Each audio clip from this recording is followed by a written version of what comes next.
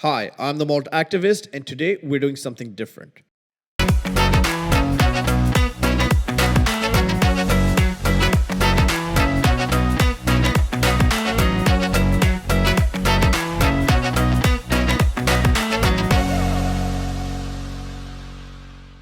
So the other day I was on Twitter when I came across this post on the Ardbeg page called Smoke Sessions. I was intrigued, so I clicked on the link and discovered that it's a recipe for an old-fashioned using the Ardbeg 10.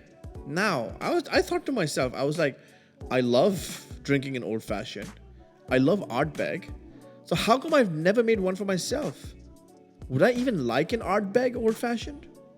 Well, there was only one way to find out.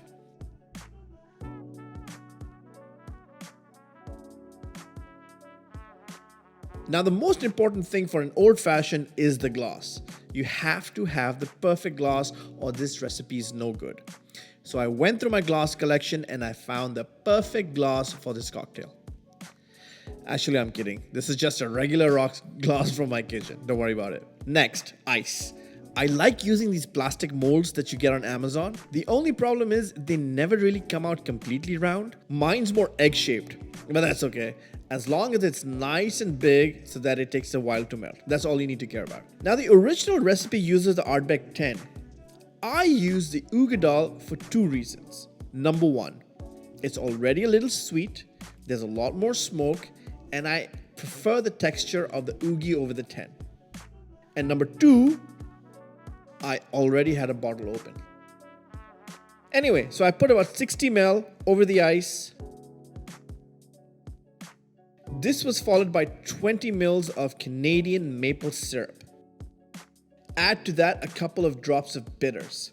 I'm using Angostura because that's the only one I have. Make sure you only add a couple of dashes because this stuff is strong. And now we stir. Since I can't use a bar spoon, I use a chopstick to stir my cocktails. It really doesn't matter if you ask me. I know bar spoons look cooler, but use chopsticks, they still work. Once you've stirred the living shit out of this drink and the sides of your glass start looking frosty, it's time to stop. And this is when you add your garnish. Now, the original recipe called for a strip of bacon, but I've decided to go kosher and use some good old-fashioned beef jerky instead. See what I did there? Old-fashioned? Never mind. Okay, time to see what this baby tastes like.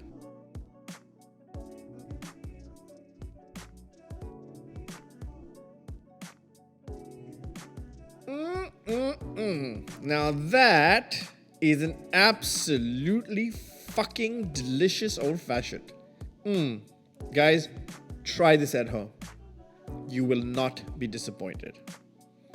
Alright, so thank you for being a part of this cocktail recipe. I'm the Malt activist. Until next time.